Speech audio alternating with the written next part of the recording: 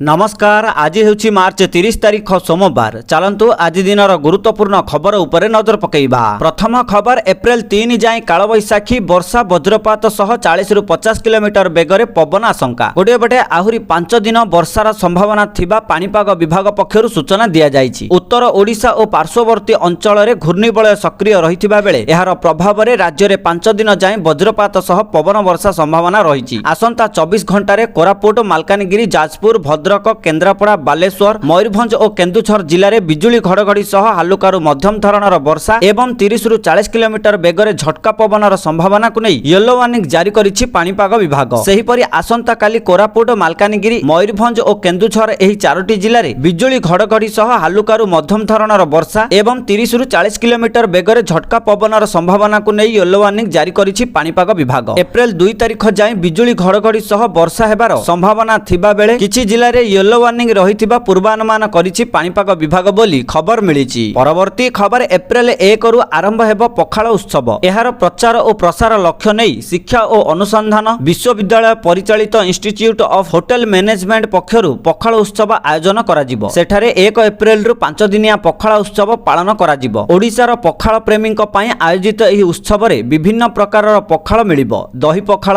छुंक पखाळ, लेंबू पखाळ, आंब पखाळ, अदा पखाळ। एहा व्यतीत साग भजा, बड़ी चूरा, टमाटो चटनी, माछ भजा, सुकुआ भजा, छतु पत्र पोड़ा, चिंगुड़ी छेचा, माछ कालिया, छेना भर्ता रहिबो। चुना माछ भजा, कुकुड़ा मांस कषा, पोहला माछ भजा, चिंगुड़ी झरझरी सहित पणस कठा पिठौ भजा, गोटा भेंडी, पोड़ा आलू भर्ता, आलू बाइगण, नड़िया भजा, आंब छेचा और आलू कलरा तरकारी भली विभिन्न प्रकार व्यंजन परसाजिबो। एप्रिल 1 रु 5 तारीख पर्यंत अनुष्ठानर छात्र छात्री पारंपरिक वेश परिधान करी प्रत्येक दिन 12 रु 3 पर्यंत पखाळ परसिबे बोली एसएचएम रो डीन प्रोफेसर सुशांत रंजन चयनी सूचना देइछंती बोली खबर मिलिछि। परवर्ती खबर डेडलाइन सरीबाकू आउ मात्र गोटिए दिन सरेंडर करिबाकू अपील कले डीजी। गोटिए बटे फुलबाणी रे माओ स्थिति समीक्षा करिछंती Odisha police DG YB Khurania. स्थिति समीक्षा करी वाईबी खुरानिया कहिछंती जे डेडलाइन पूर्ण हेबाकू आउ मात्र गोटिए दिन बाकी अछि। जदि एही समय मध्यरे सरेंडर न करंती तेबे सुरक्षा कर्मी को सामना करिबाकू पड़िबो। पुलिस रिजर्व ऑफिस रे डीजी को सह ADG Sanjeev Panda, DIG SIW Akhileshwar Singh, IG operation Deepak Kumar, Kandhamal SP Harish BC, SOG commandant Ashish Sarkar, CRPF एवं बीएसएफ रो अधिकारी माने उपस्थित रहिथिले। बैठक शेष पर पुलिस डीजी कहिसंती जे देश को माओमुक्त करिबाकू डेडलाइन तारीख पूर्ण हेबाकू आ गोटिए दिन बाकी रहिछि। ए सबु मध्यरे कंधमाल जिल्ला रे किछि माओवादी माने रहिसंती, तेणु सेमानंकु किभଳି धराजिबो से नै वरिष्ठ अधिकारीଙ୍କ सहित आलोचना करा जाइछि बोली खबर मिलिछि। परवर्ती खबर प्रधानमंत्री नरेंद्र मोदी रविवार लोकप्रिय रेडियो कार्यक्रम मन की बात रो 132तम संस्करण रे देशवासी को संबर्धित करिसंती। एथिरे से देश विदेशर विभिन्न प्रसंग को उपस्थापन करिसंती। मन की बात रे पीएम मोदी 2 जण ओडिया को मध्य बहुत प्रशंसा करिसंती। सेमाने हेले संबलपुर रो सुजाता भुया एवं केन्द्रापड़ार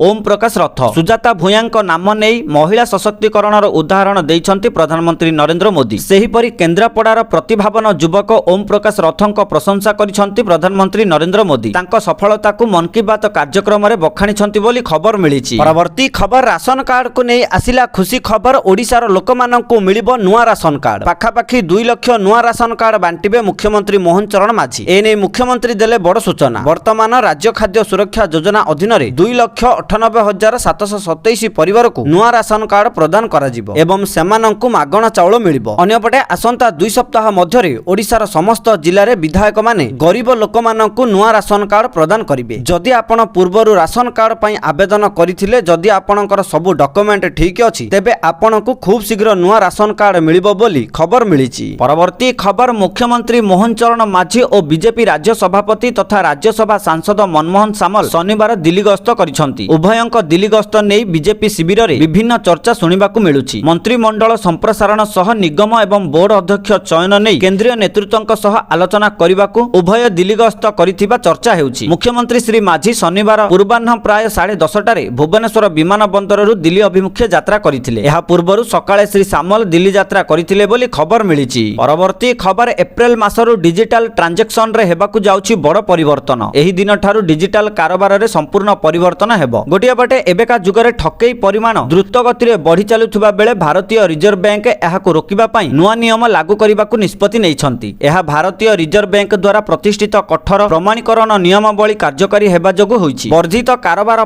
ଜରିମାଣା ଏବଂ ଠକେଇର ବର୍ଦ୍ଧିତ ଘଟଣା ଦୃଷ୍ଟିରେ ରଖି ଆରବିଆଇ ଏହି ପଦକ୍ଷେପ ନେଇଛି। ଯଦି ଆପଣ ମଧ୍ୟ ୟୁପିଆଇ, ନେଟ୍ ବ୍ୟାଙ୍କିଂ କିମ୍ବା ମୋବାଇଲ ୱାଲେଟ ବ୍ୟବହାର କରନ୍ତି ତେବେ ଆସନ୍ତା ମାସରୁ ସେମାନଙ୍କ ମାଧ୍ୟମରେ ପେମେଣ୍ଟ କରିବାର ପ୍ରକ୍ରିୟା ସାମାନ୍ୟ ପରିବର୍ତ୍ତନ ହେବ, କାରଣ ଭାରତୀୟ ରିଜର୍ଭ ବ୍ୟାଙ୍କ ଏବେ ସମସ୍ତ ଡିଜିଟାଲ କାରବାର ପାଇଁ ଟୁ ଫ୍ୟାକ୍ଟର ଅଥେଣ୍ଟିକେସନ ବାଧ୍ୟତାମୂଳକ କରିବ। ସରଳ ଉପାୟରେ କହିବାକୁ ଗଲେ ଏଥର ଯେକୌଣସି ଅନଲାଇନ ପେମେଣ୍ଟ ସମାପ୍ତ କରିବା ପାଇଁ ଆପଣଙ୍କୁ ଦୁଇଟି ପୃଥକ ପଦକ୍ଷେପରେ ଆପଣଙ୍କର ପରିଚୟ ପ୍ରମାଣ କରିବାକୁ ପଡ଼ିବ ବୋଲି ଖବର ମିଳିଛି। ପରବର୍ତ୍ତୀ ଖବର, ଗହଣା କିଣିବା ପୂର୍ବରୁ ନଜର ପକାନ୍ତୁ ଓଡ଼ିଶା ସମେତ ଦେଶରେ କେତେ ରହିଛି ସୁନା ଦର। ତେବେ ଯଦି ଆପଣ ଆଜି ସୁନା କିଣିବାକୁ ଚାହୁଁଛନ୍ତି ବା ଯୋଜନା କରିଛନ୍ତି ତେବେ ପ୍ରଥମେ ଜାଣି ନିଅନ୍ତୁ ଆଜିର ସୁନା ଦର। ଆଜି ଭାରତୀୟ ବଜାରରେ 24 କ୍ୟାରେଟ ସୁନାର ମୂଲ୍ୟ 1,48,090 ଟଙ୍କା ରହିଛି। ସେହିପରି 22 କ୍ୟାରେଟ ସୁନାର ମୂଲ୍ୟ 1,35,750 ଟଙ୍କା ଛୁଇଁଛି। ସେହିପରି ରାଜଧାନୀ ଭୁବନେଶ୍ୱରରେ 24 କ୍ୟାରେଟ ସୁନାର ମୂଲ୍ୟ 10 ଗ୍ରାମ ପିଛା 1,48,090 ଟଙ୍କା ରହିଥିବା ବେଳେ 22 କ୍ୟାରେଟ ସୁନାର ମୂଲ୍ୟ 10 ଗ୍ରାମ ପିଛା 1,35,750 ଟଙ୍କାକୁ ପହଞ୍ଚିଛି। ଅନ୍ୟପଟେ ରୂପ ମୂଲ୍ୟ କିଲୋ ପିଛା 2,45,000 ଟଙ୍କା ହୋଇଛି ବୋଲି ଖବର ମିଳିଛି। ପରବର୍ତ୍ତୀ ଖବର, ରାଜ୍ୟରେ ପିଏନଜି ସଂଯୋଗକୁ ତ୍ୱରାନ୍ୱିତ କରିବା ପାଇଁ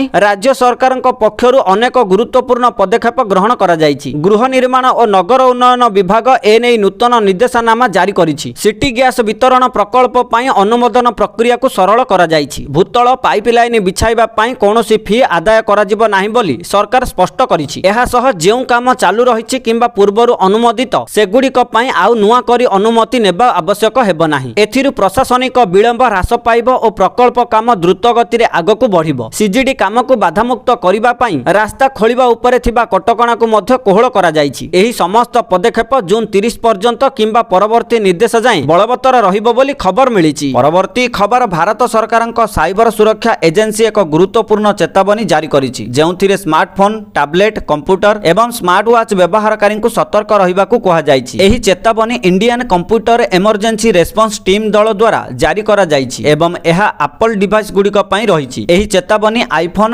ଆଇପ୍ୟାଡ, ମ୍ୟାକ୍ ଏବଂ ଆପଲ ୱାଚ୍ ଡିଭାଇସ ଗୁଡ଼ିକରେ ଅନେକ ଦୁର୍ବଳତା ଚିହ୍ନଟ କରିଛି। 26 ମାର୍ଚ୍ଚ 2026ରେ ଏହାକୁ ନେଇ ଆଡଭାଇଜରି ଜାରି କରାଯାଇଛି। CERT ଇନ୍ର ଆଡଭାଇଜରରେ କୁହାଯାଇଛି ଯେ ଏହି ଦୁର୍ବଳତା ଗୁଡ଼ିକୁ ସାଇବର ଅପରାଧୀମାନେ ବ୍ୟବହାର କରିପାରିବେ, ଯେଉଁମାନେ ଡିଭାଇସରେ ସଂରକ୍ଷିତ ସମ୍ବେଦନଶୀଳ ଡାଟା ଚୋରି କରିପାରିବେ, ଏପରିକି ବ୍ୟାଙ୍କ ବିବରଣୀ ମଧ୍ୟ ପାଇପାରିବେ ବୋଲି ଖବର ମିଳିଛି। ପରବର୍ତ୍ତୀ ଖବର, ଲାଗିଲା ସ୍ମାର୍ଟ ଲକଡାଉନ, ଦୋକାନ, ରାଜପଥ ବନ୍ଦ, ବିବାହ ଉପରେ ଲାଗିଲା ପ୍ରତିବନ୍ଧକ। ଗୋଟିଏ ପଟେ ଇରାନ ସହିତ ସଂଘର୍ଷ ପରେ ଏକ ବିଶ୍ୱ ତୈଳ ସଙ୍କଟ ଦେଖାଦେଇଛି। ଏହି ତୈଳ ସଙ୍କଟ ଯୋଗୁଁ ପାକିସ୍ତାନର ଆର୍ଥିକ ସ୍ଥିତି ବହୁତ ଖରାପ ହୋଇଛି। ଏହି ସଙ୍କଟର ମୁକାବିଲା ପାଇଁ ସେହବାଜ ସରକାର ଏକ ବଡ଼ ନିଷ୍ପତ୍ତି ନେଇଛନ୍ତି। ପରବର୍ତ୍ତୀ ସୂଚନା ପର୍ଯ୍ୟନ୍ତ ସମଗ୍ର ପାକିସ୍ତାନରେ ଏକ ସ୍ମାର୍ଟ ଲକଡାଉନ ବଳବତ୍ତର ରହିବ। ଏହି ପଦକ୍ଷେପ ଏପ୍ରିଲ 4 ଏବଂ 5ରେ ଆରମ୍ଭ ହେବାକୁ ଯାଉଛି। ଏହି ସ୍ମାର୍ଟ ଲକଡାଉନ ଅଧୀନରେ ଶନିବାର ମଧ୍ୟରାତ୍ରିରୁ ରବିବାର ଦିନ 12ଟା ପର୍ଯ୍ୟନ୍ତ ପାକିସ୍ତାନର ସମସ୍ତ ଦୋକାନ ବନ୍ଦ ରହିବ। ଏହା ବ୍ୟତୀତ ମୋଟରୱେ ଏବଂ ରାଜପଥରେ ଯାନବାହନ ଚଳାଚଳ ବନ୍ଦ ରହିବ। ଅନ୍ୟ ଶବ୍ଦରେ କହିବାକୁ ଗଲେ ଏହି ରାସ୍ତାଗୁଡ଼ିକ ସମ୍ପୂର୍ଣ୍ଣ ବନ୍ଦ ହୋଇଯିବ। ଏହି ସ୍ମାର୍ଟ ଲକଡାଉନର ସବୁଠାରୁ ଉଲ୍ଲେଖନୀୟ ବୈଶିଷ୍ଟ୍ୟ ହେଉଛି ଯେ ଏହି ସମୟ ମଧ୍ୟରେ ହେବାକୁ ଥିବା ବିବାହକୁ ସ୍ଥଗିତ ରଖିବାକୁ ପଡ଼ିବ। 4 ଏବଂ 5 ଏପ୍ରିଲ 2026 ଠାରୁ ଆରମ୍ଭ ହୋଇ ପ୍ରତି ସପ୍ତାହରେ 2 ଦିନ ପାଇଁ ପ୍ରତ୍ୟେକ ଶନିବାର ଏବଂ ରବିବାର ଦେଶବ୍ୟାପୀ ଏକ ସମ୍ପୂର୍ଣ୍ଣ ଏବଂ ବଡ଼ ଲକଡାଉନ ଲାଗୁ କରାଯିବ। ଏହି ନିର୍ଦ୍ଦେଶ ପରେ ସେହବାଜ ସରିଫ ପୁଣି ଥରେ ବିଶ୍ୱ ମଞ୍ଚରେ ଉପହାସର ପାତ୍ର ହେବାର ଆଶଙ୍କା ରହିଛି ବୋଲି ଖବର ମିଳିଛି। ପରବର୍ତ୍ତୀ ଖବର, ଯୁଦ୍ଧ ଭିତରେ ଭାରତ ବଢ଼ାଇଲା ସାହାଯ୍ୟର ହାତ। ଏହି ଦେଶକୁ ଦେଲା 38,000 ମେଟ୍ରିକ ଟନ୍ର ପେଟ୍ରୋଲ। ଗୋଟିଏ ପଟେ ଇରାନ, ଆମେରିକା ଏବଂ ଇସ୍ରାଏଲ ସହିତ ସଂଘର୍ଷ ଯୋଗୁଁ ସୃଷ୍ଟି ହୋଇଥିବା ଶକ୍ତି ସଙ୍କଟ ଏବଂ ଫଳସ୍ୱରୂପ ହରମୁଜ ପ୍ରଣାଳୀ ବନ୍ଦ ହେବା ମଧ୍ୟରେ ଭାରତ ଶ୍ରୀଲଙ୍କାକୁ ଗୁରୁତ୍ୱପୂର୍ଣ୍ଣ ଆଶ୍ୱସ୍ତି ପ୍ରଦାନ କରିଛି। ଏହାର ଜରୁରୀକାଳୀନ ସହାୟତାର ଏକ ଅଂଶ ଭାବରେ ଭାରତ ଶ୍ରୀଲଙ୍କାକୁ ମୋଟ 38,000 ମେଟ୍ରିକ ଟନ୍ ପେଟ୍ରୋଲିୟମ ଉତ୍ପାଦ ଯୋଗାଇଛି, ଯେଉଁଥିରେ 20,000 ମେଟ୍ରିକ ଟନ୍ ଡିଜେଲ ଏବଂ 18,000 ମେଟ୍ରିକ ଟନ୍ ପେଟ୍ରୋଲ ଅନ୍ତର୍ଭୁକ୍ତ। ଏହି ସହାୟତା ପରେ ଶ୍ରୀଲଙ୍କା ଖୋଲାଖୋଲି ଭାବରେ ଭାରତ ପ୍ରତି କୃତଜ୍ଞତା ପ୍ରକାଶ କରିଛି ବୋଲି ଖବର ମିଳିଛି। ପରବର୍ତ୍ତୀ ଖବର, ମେଟାକୁ ବଡ଼ ଝଟକା, 3100 କୋଟିର ଫାଇନ୍ ଗଣିବ ମେଟା। ପିଲାଙ୍କ ପାଇଁ ଫେସବୁକ୍, ଇନଷ୍ଟାଗ୍ରାମ ନିୟମାବଳୀ ଉଲ୍ଲଂଘନ ଅଭିଯୋଗରେ ଜରିମାନା ଲଗାଇଛନ୍ତି କୋର୍ଟ।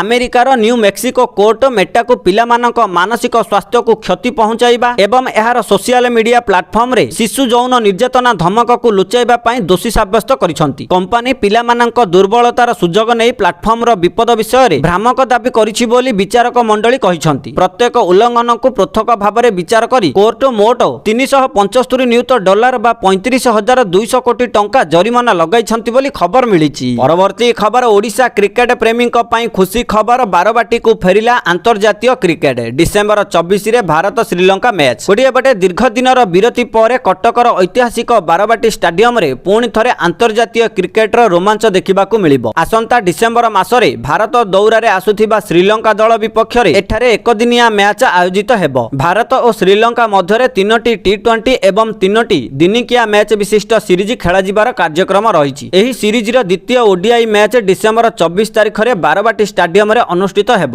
ସନ୍ଧ୍ୟା 7ଟାରୁ ମ୍ୟାଚ୍ ଆରମ୍ଭ ହେବ ବୋଲି ସୂଚନା ମିଳିଛି। ପରବର୍ତ୍ତୀ ଖବର ଏବେ ଆଉ ହେବ ନାହିଁ ଲକଡାଉନ। ଯୁଦ୍ଧ ଭିତରେ ଭାରତ ତିଆରି କଲା ଧୁରନ୍ଧର ଟିମ୍। ଏମର୍ଜେନ୍ସି ମୋଡରେ ପାକିସ୍ତାନ ଏବଂ ବାଂଲାଦେଶ। ଗୋଟିଏ ପଟେ ପଶ୍ଚିମ ଏସିଆ ଯୁଦ୍ଧ ଭିତରେ ତେଲ ଓ ଗ୍ୟାସ ସପ୍ଲାଏ ବନ୍ଦ ହେବା ପରେ କୌଣସି ପ୍ରକାର ବିଶୃଙ୍ଖଳାରୁ ବଞ୍ଚିବା ପାଇଁ ଭାରତ ବଡ଼ ପଦକ୍ଷେପ ଗ୍ରହଣ କରିଛି। କୋରୋନା ଭଳି ଚ୍ୟାଲେଞ୍ଜ ବେଳେ ପ୍ରସ୍ତୁତି ପାଇଁ ନିଜେ ପ୍ରଧାନମନ୍ତ୍ରୀ ନରେନ୍ଦ୍ର ମୋଦି ସଂସଦରେ 7ଟି ଏମ୍ପାୱାର୍ଡ ଗ୍ରୁପ ତିଆରି କରିବାର ଘୋଷଣା କରିଛନ୍ତି, ଯାହାର ମଡେଲ କୋରୋନା କାଳର ଟିମ୍ ଭଳି ହେବ। ଦେଶରେ ଲକଡାଉନ ଭଳି ସ୍ଥିତି ଯେପରି ସୃଷ୍ଟି ନ ହେବ, ଭାରତ ଏଥିପାଇଁ ମଜବୁତ ରଣନୀତି ତିଆରି କରି ତା ଉପରେ କାମ କରିବା ଆରମ୍ଭ କରିଦେଇଛି। ସେହିଭଳି ପାକିସ୍ତାନ, ବାଂଲାଦେଶ ଓ ଶ୍ରୀଲଙ୍କା ଏମର୍ଜେନ୍ସି ମୋଡରେ ଚାଲି ଆସିଛି ବୋଲି ଖବର ମିଳିଛି।